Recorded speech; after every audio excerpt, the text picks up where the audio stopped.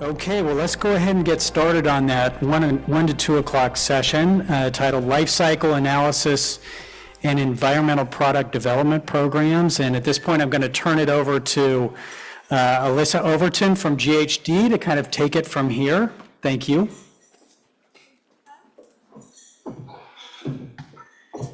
Hello. You all have to promise not to fall asleep on me now that you've had lunch. So, good call. There is coffee still in the room. Thank you for all staying here after lunch for our next session, session 3, Life Cycle Analysis and Environmental Product Development Programs. And I'd like to introduce to you our 3 speakers. We have Eileen Dutton. She's Vice President of Products with Malarkey Roofing Company. Amlin Muxury, Sustainability Director with WAP Sustainability Consulting. And Dr. Richard Willis, Vice President of Engineering, Research, and Technology with National Asphalt Paving Association. And with that, Eileen, I'm going to give the podium up to you.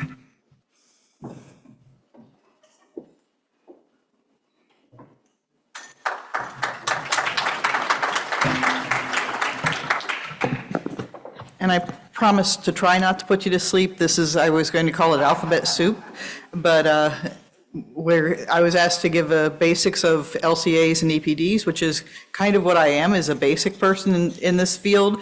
I think the next speaker next 2 speakers are going to be much more in tune to these.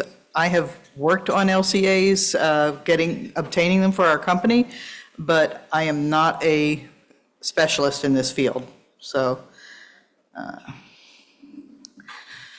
All right, so the things I'm going to go through are LCAs, EPDs, and et cetera, where they started, give you a description of some terms and why we use EPDs in our company. And I think why you should, if you're in manufacturing of any sort, I think it becomes important to use EPDs, becoming more important for sure. All right, so in the 1960s, they were kind of the years of awakening. There's quite a few of us in the room who were alive in the 1960s. So, you had the Vietnam War and protests, you had the hippies, you had Woodstock, and you had your first LCAs or your first precursors of LCAs. And the big thing, I say there was Earth Day. I was thinking Earth Day was in the 1960s. It was actually 1970. But all these precursors brought about awareness to environmental issues. So the way the first LCAs came about was a collaboration of universities and industries. And so Coca-Cola was actually one of the first ones. They were looking at their bottling and their raw materials used in bottling versus, the product itself. So they were looking at the impacts and everything for their product. And so that was really the first precursor. They feel, I don't know for sure, but they cite as being the first precursor to the LCA. So, did I change slides? Let's see. Okay, product category rules. Okay, if you don't know what PCRs are, if you're into EPDs at all, you'll hear about PCRs. And PCRs are really the definition of terms used in creating the LCAs and used in the EPDs. When you're creating your PCRs, typically it's defining the units of measure and specific guidelines, such as, I'm in the roofing field, we look at our material, we sell it in squares, which is 100 square feet of area, but actually it's defined in our PCRs in I'm thinking kilometers, but it's not kilometers, but it's in metric terms. So almost everything in the PCRs is defined in metric terms because it's so much easier to convert things, I think. Anyhow, the PCR also determines how the information should be gathered, and how you're going to evaluate the information. Typically, when defining PCRs, you have a company that works with us to define PCRs, and UL is one of the companies, one that the roofing industry used, but NSF, SCS Global, and others also can work on defining PCRs with you. So typically, the company that you hire to work on your LCA will work with you. If your field already doesn't have PCRs, they'll work with you on defining the PCRs. And when defining the terms, this is an open, collaborative process. So basically, you have people who are looking in from the outside and saying, yes, we agree that's a good terminology to use, that's a good thing to collect data on. And then you have, so you've got these people from the outside looking in to help you with your PCRs, and you have the third party that you're working with will certify the PCRs so that you can say, yes, we've done this legitimately. A life cycle assessment. Okay, this is the actual gathering of data to determine how much your product, what goes into making your product, and how much energy, what the raw materials are. You're looking upstream and downstream at your product. So it is a data-driven analysis, and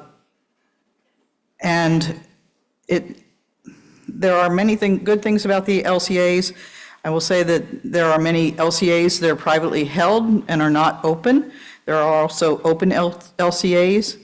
LCAs contain a lot of information that is very specific to a company or to a formula.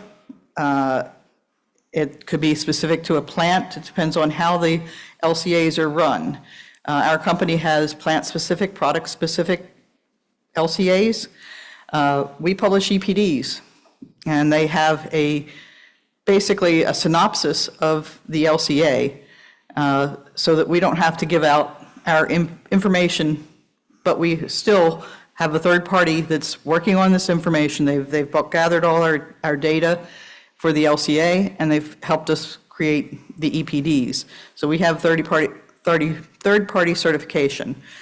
There are different types of LCAs. You can do cradle to gate, cradle to grave, and cradle to cradle. And cradle to cradle is the actual circular economy. So cradle to gate is basically from the beginning until you send your product out the door. You don't look at where it's used. Cradle to grave is you from your factory or from the inception of making the materials, getting the raw materials in and everything. Then when the product is at the end of life, that's the end of your LCA. So depending on what you're looking for, you can define your LCAs in different ways. I will say more and more people are looking at cradle to cradle because that's the true circular economy. Oh, let me go back just a minute. And some things I didn't put in here are your LCI, which is your life cycle inventory. That's actually the gathering of the data for this life cycle analysis. And there's an LCIA, which is the life cycle inventory analysis, which is really taking the data you've collected and making it into your LCA. So you're likely to hear terms like those as well. And I wanted to get those out before I started to talk about LCCA, which is the life cycle cost analysis. And what this is it looks like looks at the total cost of the system, of the material system, whatever it is, versus just looking at the material itself. So this takes into account the maintenance of the system, any operating costs that you have, installation costs, things like that. So you basically are looking, what's the total cost over the years? So if I buy an air conditioning system, am I going to buy the cheapest one on the market, or am I going to buy one that's a high SEER and get better efficiency? So, you know, because if you buy a lower cost unit, then you're going to have more electrical costs, and it's probably going to wear out faster. So that is part of the LCCA, and you can do it for a pavement, you can do it for a roof, you can do it for a building, you can do it for almost anything. You can do it for tires. You know, we've been talking a lot, for some reason we've been talking a lot about tires today, and the, you know, the fuel efficiency that you get with your tires, the safety performance, the end of life, what happens at the end of life. So if you have a tire, like I said, that's a high-end tire, you're going to pay more for upfront, but it's probably going to cost you less over the life cycle of the roof or the tire. So, and then we come to EPDs. And EPDs are the environmental product declarations themselves. And this is a tool that communicates the environmental impact of a material or a product. It gives you some of the same information that's in the LCA, but it's shorter, and it also follows the product category rules. There are both ISO and European standards that are used to create EPDs, and I think the critical thing is you have to look at what you're giving, the information that you're giving to your customer. What do they need? And one of the main things that you're going to get out of this is greenhouse gas. You're going to look at your greenhouse gas and the CO2 emissions, and that comes from the LCA, but it, like I said, it's consolidated into the EPD. The health product declaration gives you a full disclosure of the materials in the product. Health product declarations are different from EPDs and HP and LCAs, but they are also required by a lot of industries, and you can get lead points for having a health product declaration. It's looking at the chemicals that are actually used in the material. So these can be either self-certified or you can get them third-party certified. Typically, if you self-certify and you're working with on lead points, you're going to get less lead points than if you have it certified. So, and the next thing is the EPA WARM. It's a waste reduction model. And there is actually a waste reduction model for tires, and the EPA WARM gives you 3 basic models that are modeled for end-of-life tires. There's recycling, combustion, and landfill. So you can go into the EPA WARM site, which is on this slide, and you can look at the information. And on this slide, you will see some are blue and some are blue and green. If you're blue, that means it's a positive emissions. If you're blue-green, that means you've got both positive and negative emissions. So you notice that the second one is, or should be, combustion. So when you combust, you have some positive and negatives in combustion. So then just kind of how to use EPDs, marketing the products. So you can gain advantage on your customers if you, on your competitors, if you have an EPD and they don't have an EPD. It allows you to compare the products, looking at the embodied carbon and the global warming potential. Up here on the right-hand side is a certified environmental facts, and we actually have those for our products, and it gives you kind of the global warming potential, as well as, how much waste we divert from landfill and things like that. How to use, also, here's just a picture of kind of the EPD and how you can use it to look at emissions, and the global warming potential is the most used. You can also use EPDs to benchmark your products, looking at life cycle control. You can look at it, we have plant specific, so we can look at our different plants and see which plant's more efficient than the other, and how we can get the plant's efficiencies up and use less energy. So that's another way that you can use EPDs. You can also use it for product comparison.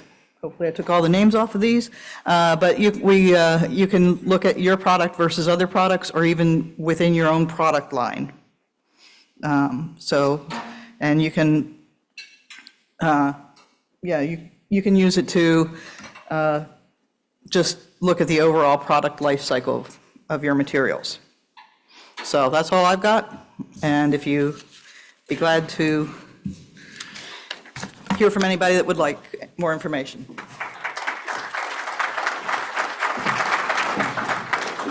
Thanks, Eileen. As a reminder, please save your questions until the end, and we'll have people around with the microphones. And if you're virtual, please enter it in your little widget, and we'll look at those as well after the in-person questions are asked or listened to. Amlin?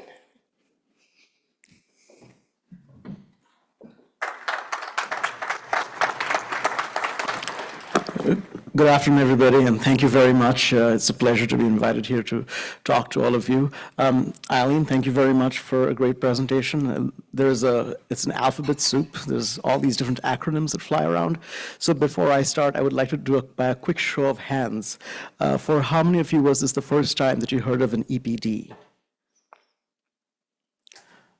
There's a few of us, and that's wonderful. And so hopefully we'll have a few more, ideas about this.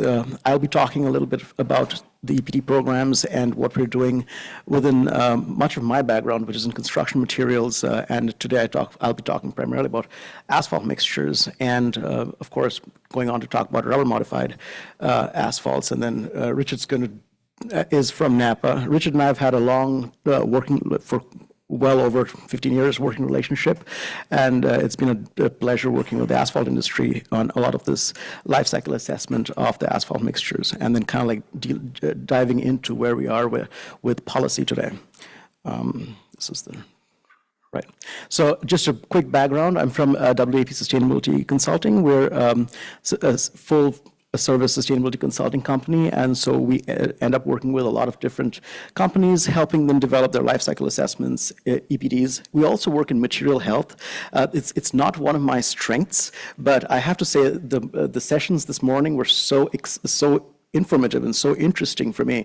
I learned a lot, especially some of the stuff with the I'm going to get this wrong now, the 6 PPDs, right? And that's as we get into this world of full sustainability, some of the work that we're doing with decarbonization, where, for example, a rubber modified asphalt is a good idea in terms of reducing carbon, can have to be taken into account with all the stuff that's happening along with material health. And sometimes these two communities don't speak. And so for me, it's been a really wonderful experience being in a session where everybody's talking together.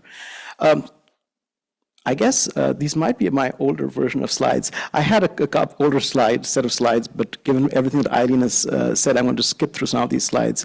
Broadly speaking, when we talk about sustainability, we think in terms of the triple bottom line, right? So a lot of what we're doing with the economics, the environment, and the societal aspect. We're not talking much about the societal aspects today, but we talked about life cycle cost analysis, which Eileen introduced us to, and I'll be talking more about the environmental impacts of the life cycle assessment.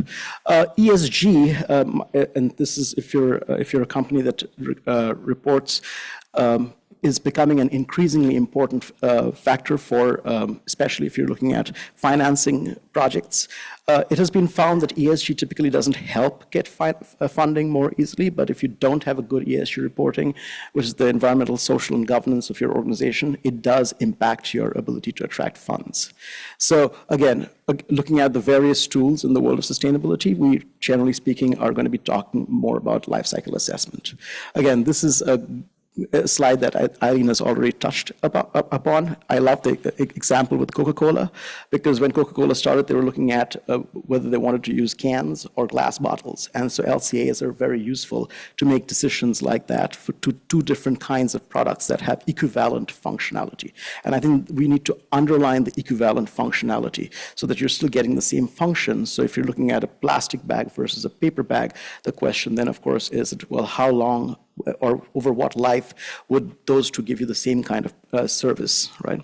And then you can compare them. And so typically, there's ISO 14040 and ISO 14044, which the standards that lay the foundations on how to do life cycle assessment. And you'll probably see these standards show up quite a few, often in the conversation on LCAs. And idea is, and Eileen went through some of this stuff, how do you define the goal and scope, measure, develop the life cycle inventories, the LCI, so to say, and then calculate and develop the impact analysis. Now, I have to say, in the world of life cycle assessment, a lot of what we do is accounting, right? But when we do our accounting, we depend on these life cycle inventories, which then have their roots in some of the toxicology work that we heard about this morning. So it's just in terms of understanding that what we're saying and a lot of what we're reporting here is actually deeply tied in models and toxicology that are well established, or at least we believe and hope are well established. But again, recognizing that these are actually allied fields. We just come further down the knowledge chain, so to say. This diagram, I want to spend a little bit of time on this diagram, looking at all the different components of the life cycle of an asset. Again, my background being in construction materials and highways, I think of the highway as an asset, and if you're talking about pavements, right? We start off with looking at the entire product, again, cradle to gate, cradle to cradle, which is circularity, where we're heading. Of course, for complex infrastructure assets such as a pavement, understanding the full use phase impacts are quite difficult because there are many different applications. There are many different, whether you're looking at a highway pavement or whether you're looking at, for asphalt pavements, it could be just the street outside your house. So looking at all these different applications, this can get quite complicated. So what we have done is we focused primarily on what we refer to as the cradle to gate, which is understanding everything that goes into material extraction, production, transportation of those materials. This is an area that we have been able to collect data and have a better grasp of what we are doing and be able to report those numbers with greater less uncertainty, and also with better trends and understanding of what those numbers are. And so within the asphalt industry, we've been doing this for about 10 years now, and so we have a, generally speaking, good idea for example, at an asphalt production plant, how much energy do you need to produce 1 short ton or 1 metric ton of asphalt. And so the ton of asphalt being the declared unit that's being used. So this has been very helpful, and what has happened across the industry is that all these different materials have come up with their cradle to gates, which are going to become building blocks in understanding and making assessments for the entire pavement. So that has definitely, and this is what we're referring to as the embodied carbon of these different assets, and understanding these embodied carbon impacts are like building blocks towards the full asset life cycle. Again, global warming potential is what we're talking about right now, because much of our policy and much of the direction in which we're going is focused on decarbonization. That's not to mention that all the other potentials are also extremely important. Typically, what we found is that most of the other potentials, acidification, eutrophication, smog formation, and ozone depletion, they all tend to track in the same direction as global warming. So typically, when we use global warming for decision making, we're assuming that a reduction in global warming potential is also serving us well with the other potentials. However, over time, we do hope to move into a more multi-attribute approach. So I talked about how we've been working with asphalt mixtures for the last 10 years, and we have an EPD program in place. So what do we know again, based on the life cycle assessment that we've done and the product category rules that have been established for asphalt mixture, what are the major contributors, right? So for a typical ton of asphalt, and again, I'm looking at a 5% asphalt binder with about 30% wrap being recycled asphalt pavement in it, and with typical distances that we know from the industry, we find the three major contributors are, whether you're on top, you have the asphalt binder, then you have the natural gas, or the energy that is used in the plant, and then the transport distances. Compared to a lot of other materials, the emphasis we have on transport distances was actually surprising, but it's actually been it's been critical to understanding how we use these GWP numbers and how we reduce the global warming potential for asphalts. So I guess I had another slide that I put in this morning, but I'm going to go back actually. I had another slide I put in this morning on looking at what happens when we add different polymer modifiers to that asphalt binder, right? So when we have polymer modifiers, typically what we find is the asphalt binder contribution goes up, right? Because polymers have an impact. But for the 8% ground tire rubber, and I was asked to say crumb rubber for this community, we tend to say ground tire rubber. But for an 8% ground tire rubber, when that is added through the wet process at the refinery or at the terminal, we find that the asphalt binder contribution actually goes down. So again, looking at the impact after everything you heard about the material health aspects this morning in the decarbonization world, that ground tire rubber does have adding that ground tire rubber to the asphalt binder does have an advantage in potentially reducing the mix GWP, but at the same time potentially also increasing its performance over time, the performance of the pavement over time. So this was a set of, again, the acronyms that we were introduced to in the last, through Eileen in the last talk. One idea I wanted to bring up is the program operator, is that the integrity of a lot of these EPD programs lies with the program operator. They're the ones who do the third-party verification, and they're the ones who ensure that the EPDs are going out, are actually in keeping with the PCR and the life cycle assessment. And so NAPA has been the program operator for the asphalt industry. And through the program operator of the asphalt industry, we've developed the underlying life cycle assessment as well as a sense of how that information gets translated to an EPD. So in that context, I want to quickly talk a little bit about some of the initiatives that are happening at the federal level. I'm going to just touch on them for the context of this talk, and then Richard's going to go deeper into it. Broadly speaking, through the Inflation Reduction Act, we have funding that's coming in through EPA to actually help industry develop these EPDs, right? And the EPD is a transactional document that can be used in procurement purposes. The money is coming through the Federal Highway Administration, through the Low Carbon Transportation Materials Program. What that is doing is helping state agencies, such as DOTs, Caltrans, for example, be able to ask for EPDs, so create procurement programs that ask for EPDs. So in essence, what we're having is we have a market where industry has the capacity to provide EPDs, and then agencies have the ability and the expertise to be able to ask for those EPDs, right? So what this means is that we're really trying to use the EPDs as a mode of information to reduce carbon in our decisions at the asset level.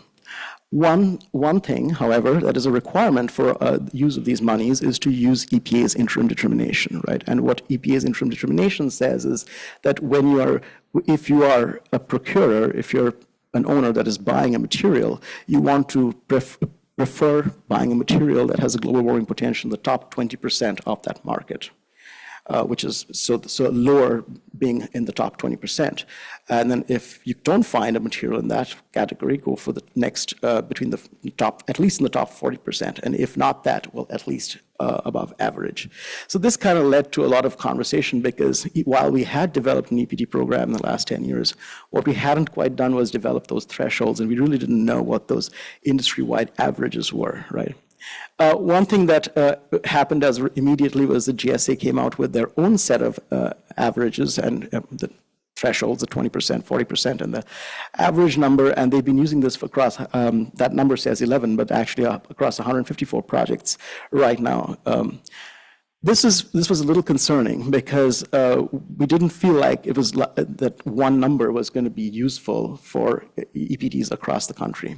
So I'm going to come back to how, what we learned through our EPD program and how what we're doing about these numbers now. Now, if you are a producer, for example, looking to get an EPD, there is, through the asphalt industry program operator, which is NAPA, there is an Emerald Ecolabel tool that takes you through a web-based approach to developing your EPDs, right? I'm just going to the next slide here. From a tire producer or tire recycling perspective, what it does is it helps you put in your EPDs into this tool. So if somebody who is using a tire in their asphalt mixture, they can directly integrate your product into their EPDs for the asphalt mixture. Going again, overall, based on the EPDs we collected from across the country, what we learned is that this is a general trend of some of the EPDs with the GWP for, again, that A1 through A3 phase. What you find is that you're seeing the state of Florida being very high up there, where the other states generally tend to be somewhere in the middle.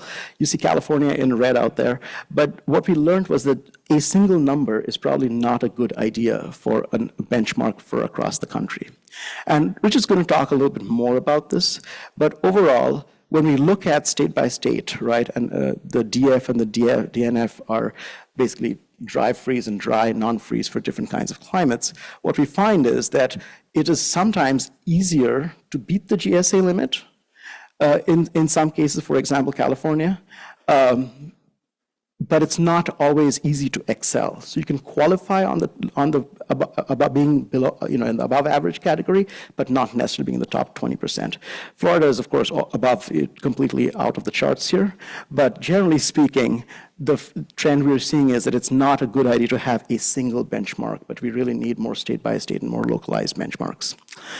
With that, the general message I think we have is that sustainability is a great opportunity to innovate, and global warming potential, accounting for that and procurement does create another constraint, but that constraint then can turn into abilities to really innovate on our materials and our designs, and hopefully this is going to be something that's going to take us forward. Thank you.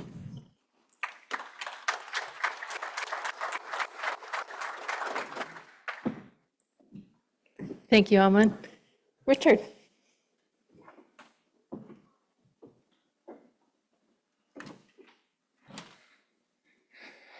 Good afternoon. I've heard 3 or 4 people come up to me in the last 20 or 30 minutes and say, hey, I thought you were going to be virtual, and hopefully me being in person is not a disappointment this afternoon. I said, I'm Richard Willis. I'm NAPA's Vice President for Engineering, Research, and Technology, and eventually we'll get to my slides. There we go. For those of you who just are not aware of NAPA, CalAPA has a booth over in the corner. They're a completely different organization, but what they are for the asphalt industry in Sacramento and California, NAPA is on a national level.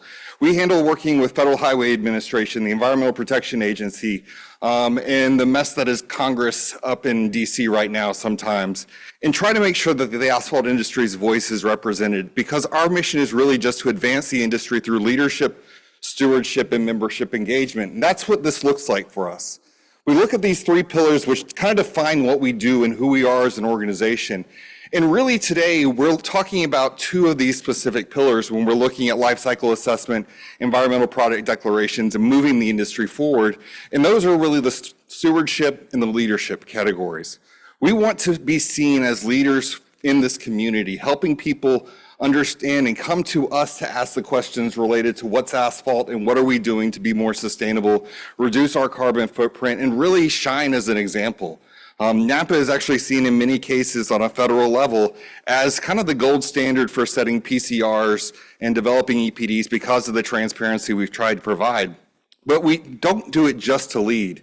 We do it to protect the industry.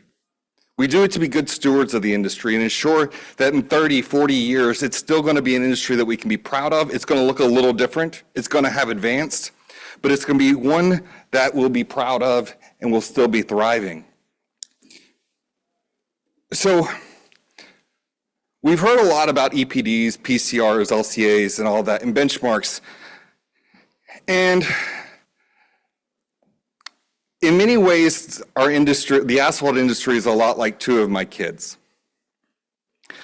One of my kids, my older son, that's going to be probably the part that shocks you, it's not my middle daughter, as soon as I mentioned the idea of something that I might like to see or I might like to do, in the back of his mind, he's figuring out, okay, he's mentioned this to me. How can I use this for my advantage? How can I get out ahead of my dad so that I'm not the problem child?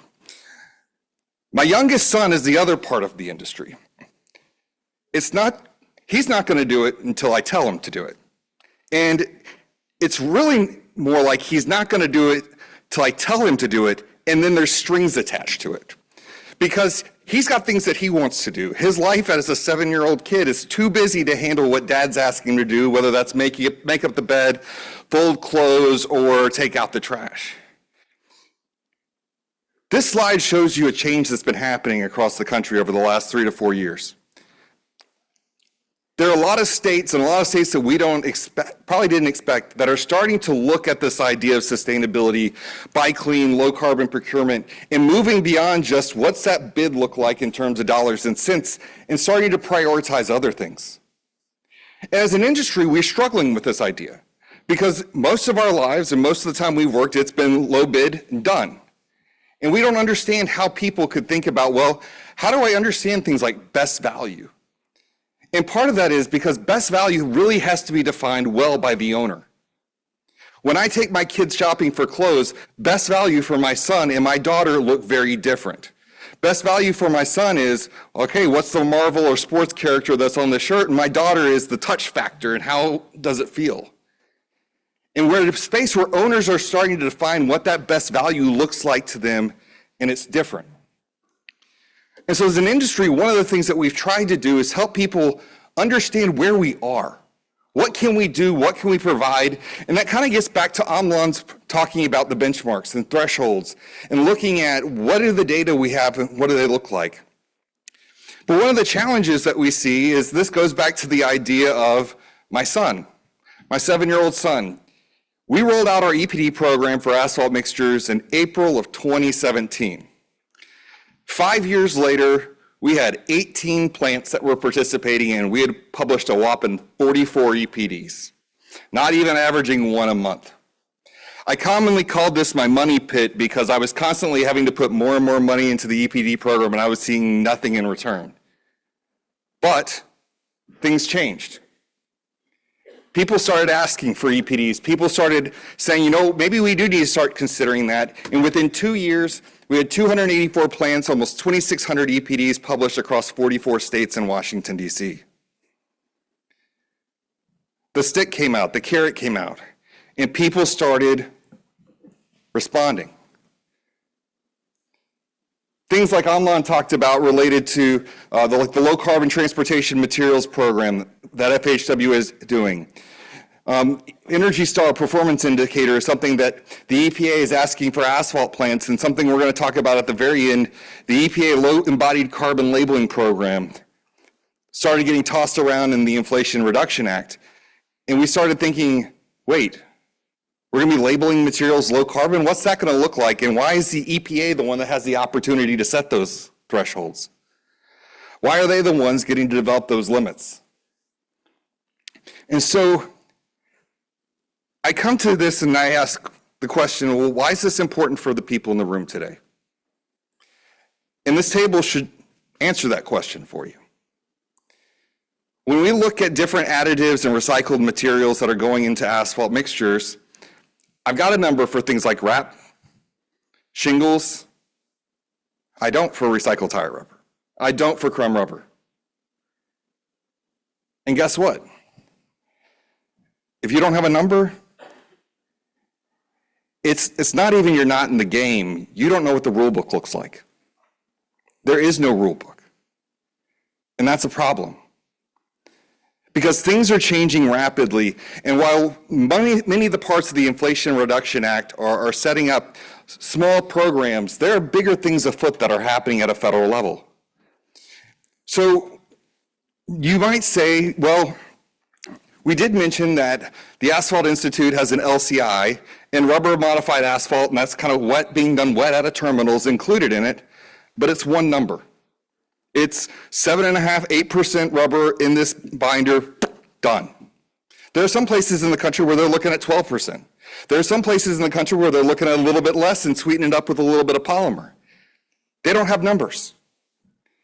And it has been stressed over and over and over again by groups like FHWA and EPA. They're not taking marketing anymore. You have got to be able to show what you can do and quantify. So when we look at the EPD program that Napa has right now, recycled tire rubber or rubber it's a data gap. Because we define that if it's more than 1% of the mix individually or greater than 5% combined for the total mass of a product, you can't produce an EPD. So what does this mean? It means right now you're sitting on the sidelines for a lot of things. Now, specifically the ones that are in our face right now are the Low Carbon Transportation Materials Program. And this, states have just put in their applications to be a part of that. That was $1.2 billion for state agencies. The one that's coming out in the near future, fingers crossed, is the Notice of Funding Opportunity for non-state DOTs. Cities, counties, municipalities are going to be able to go after $800 million for low carbon materials. But again, they have to follow the EPA interim determination, which means you have to be able to show you're better. Now, one of the things I will stress and that Napa commonly tells people is the GSA approach, which was one number for all or one ring to kind of rule them all approach, doesn't work. Because agencies need different types of mixes. They need something different for an interstate pavement that they might need for a sidewalk that they're building around town or a park path. And you can't just say that one number meets everything. They should be looking at all their different specifications so that they're looking at things on equivalent performance.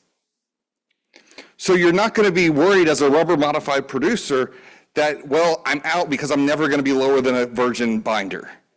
You should only be compared to modified binders. And being in that space allows you to be competitive. The other thing is, as Amla mentions, this is the same for the GSA program. They've got, what, $2.15 billion? And GSA is going to come back in just a second.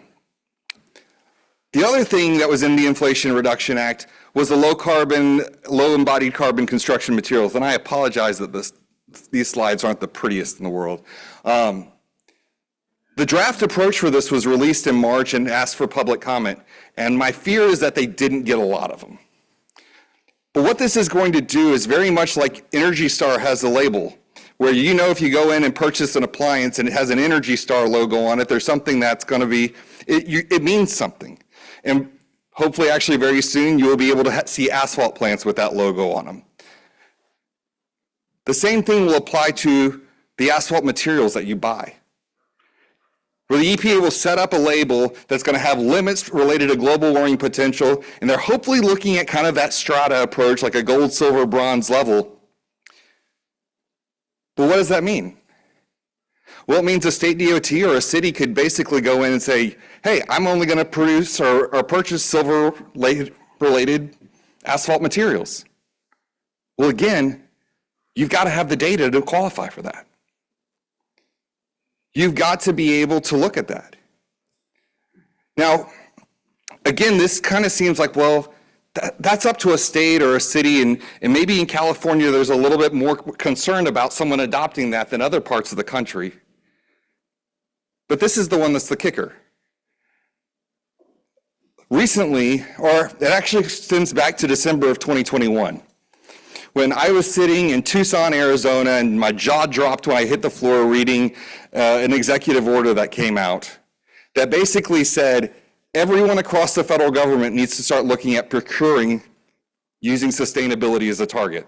In fact, actually preferring sustainably procured materials. And then recently, in the year and a half since that happened, a rulemaking came out. And right now, the rulemaking only applies to the Department of Defense, General Services Administration, and NASA for some reason. Sustainable products are now the preferred thing that they have to purchase. Now, right now, this does not apply to construction materials. Why? Because what happened was the EPA has this document that's recommendations of specification standard eco-label for purchasing. And that rulemaking points to this document to say, here's what you're going to use to decide on those things. And right now, there's nothing related to construction materials in that document. Think back to 4 slides ago. The EPA is developing a low-carbon construction materials label. And it doesn't have to go back through rulemaking again. They just have to slide it into this. And next thing you know, there are at least 3 federal agencies that are going to be looking at sustainable procurement, and it's a requirement. Now, there are some people that see this as a threat. They see this as they're changing the way that we have to do things. But if you've got a story that you think marketing works, let's get the data to back it up and then make it an opportunity. Use this as an opportunity to say, you know what, we can help provide these solutions for our customers. We have the opportunity to make a difference. Because these types of changes are coming. And as I was talking with Amlan a few minutes ago, an executive order and a federal rulemaking are 2 completely different types of things. An executive order, another administration can come in and first day wipe all those out. A rulemaking, it's a process. And federal agencies do not like to go through those processes because it requires putting it out there and everybody and their mother or brother can respond to it and tell you what they think of it. Then you have to go through and respond to those. And so things are continually changing in this space. And really, there's that opportunity for us as an industry to see some of these things and tell a better story. And don't just make it a feel-good story. Make it a story where the numbers actually back you up. But you know what? The message I give to you today is, you got to get those numbers, though. Because without it, the current tendency in DC is they're not going to listen.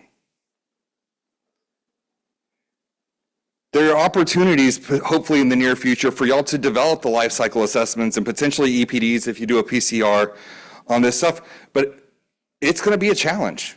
I'm not going to sugarcoat it.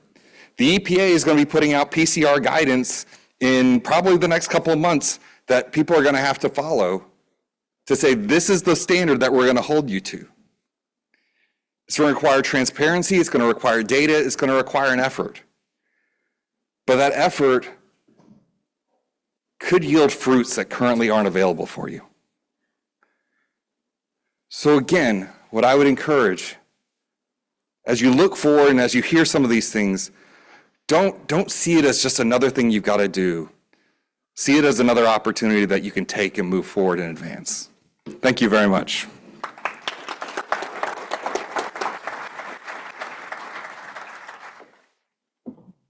Thank you, Richard. As a reminder, if you want more information on any of our speakers, not just this panel, but any throughout the conference, go to the conference website, and you'll also be able to find their slides and any other information you may have. Do I have any questions from the audience? Right here. I think we got it. Okay. Hi. Eileen, this question for you. With your different products, do you have to have a EPD for each one of those studies done for a SKU, or is it just generally for your product lines and then you have different color meshes within your roofing materials? We haven't done Per SKU? but that's, that's pretty much so, but it's the master's SKU. It's not each color per se. We make shingles, so we have one for our legacy shingle, we have one for our legacy Scotch Guard shingle, we have one for our Vista shingle. I see. So our major product line. What would be an estimated cost for a smaller manufacturer to have those done per SKU? Any idea? It varies. I was thinking somebody might ask that question. I have been quoted anywhere from, for a single EPD, I've been quoted anywhere from 20 or 25,000 up to 100,000 for a single EPD. So it's shop around and get to know your program, your certified program operator.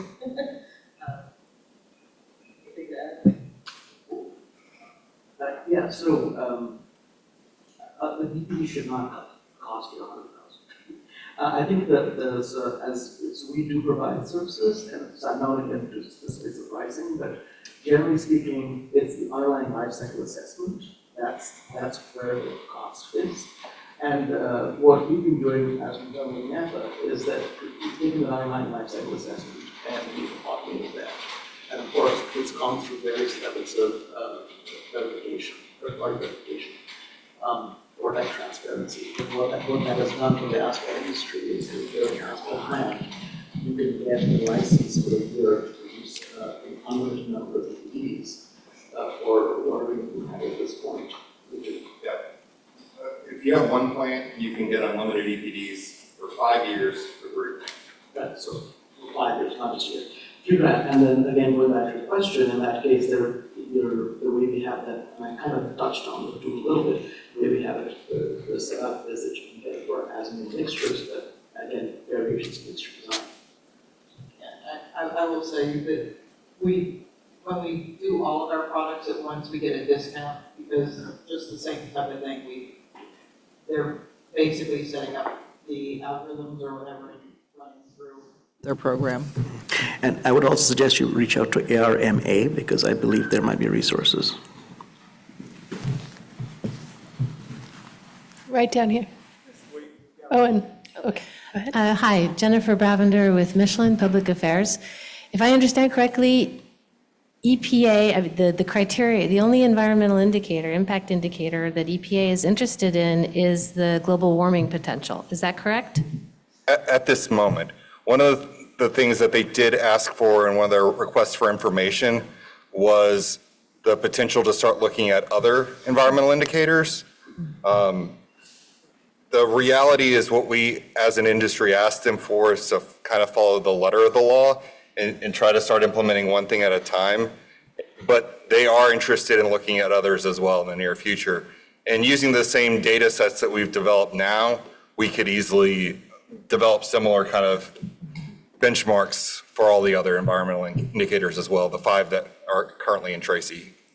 Okay, but then going back to the EPD and then to the original life cycle assessment, the work that's being done and that companies pay for are going to cover the range of other environmental impact indicators that are chosen for your product. Is that correct? Yes. Yes. So basically, what goes in now is a lot more data collection and analysis than what EPA is currently using, but in the future, there may be other environmental impact indicators? That would be my guess, is that others will be added in the near future. And part of it is when you go back and start looking at the ISO standards, they do want more than just GWP as a part of your EPD. And so using the EPA's Tracy, I guess, 2.2 is out now, but we use 2.1 because that's what was around when we developed ours. We did the reporting for all the others. And with our system, it's not a lot of additional extra work because we have an engine that does all those calculations immediately for people. Okay, thank you.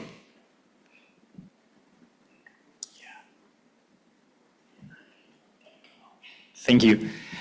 My name is Jorge Alarcón. I came from Mexico. Mustafa, thank you for inviting us to this important meeting. It's very, very interesting. So I have a question. I'm a researcher and I have worked with asphalt rubber for a long time. And we have very good results in asphalt mixtures.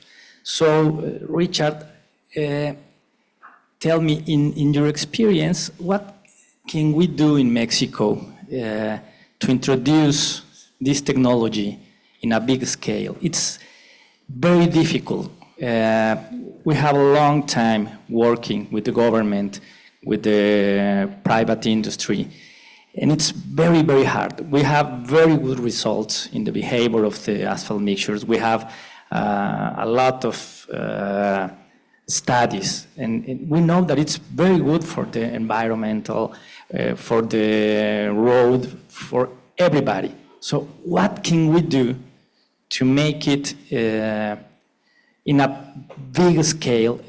How do you think that we can do? You have a lot of experience. You have been working for a long time in that technologies. What can we do? I tell you what, I don't know if there's a good answer for that, because I'll tell you, really looking across the US, we haven't done that. There's a handful of states that have taken it on and done something with it, but the majority of them don't use rubber modified materials.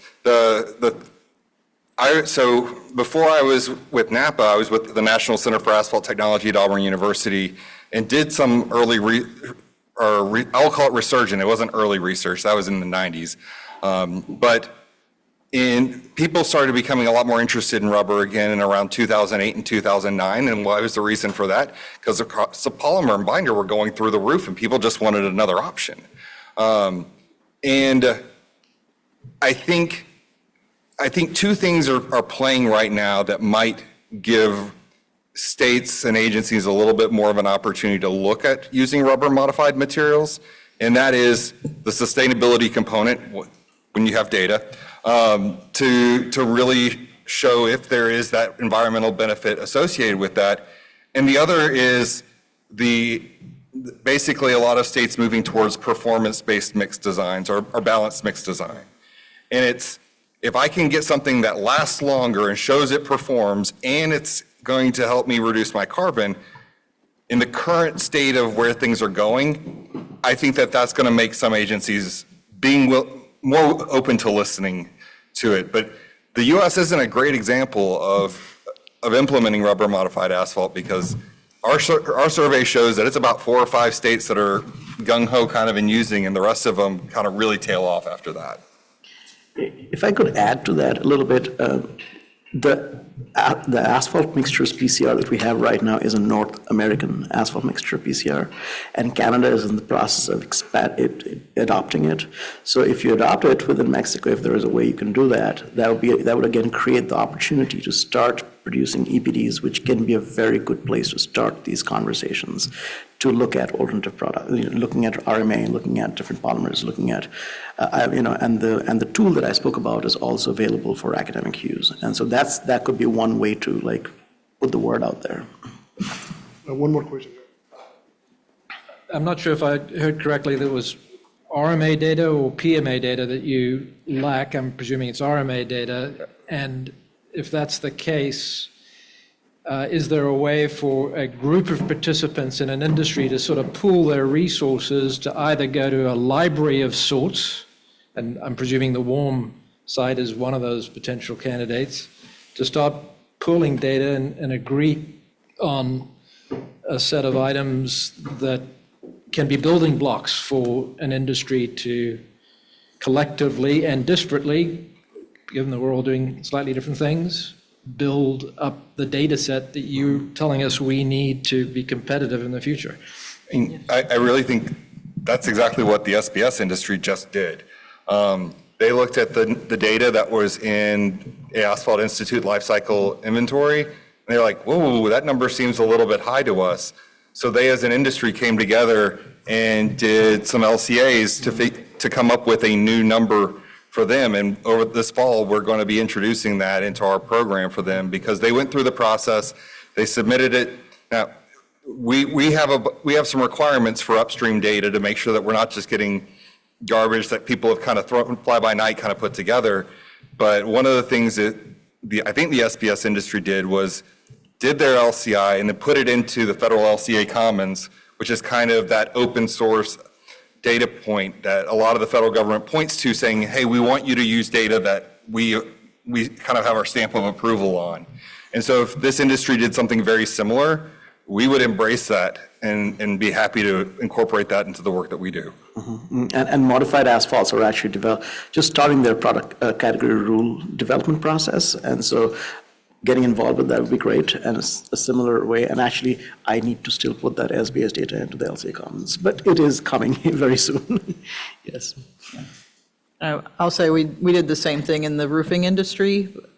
came together as roofing manufacturers through ARMA to create our LCAs and EPDs as a group at first, and then because we have a fully modified line, we broke off from the oxidized materials, so. Oh, great, thank you very much to our speakers. If you did have a question and it wasn't, if you weren't called on, or if you're a virtual audience and we didn't have a chance to get to you, we'll do the best we can to get your questions responded to. If you're in person, maybe write your question down and hand it to someone at this front table, or if you see me, you can hand it to me, and we'll do the best to get it responded to and posted on the website. Thank you very much, and to our speakers.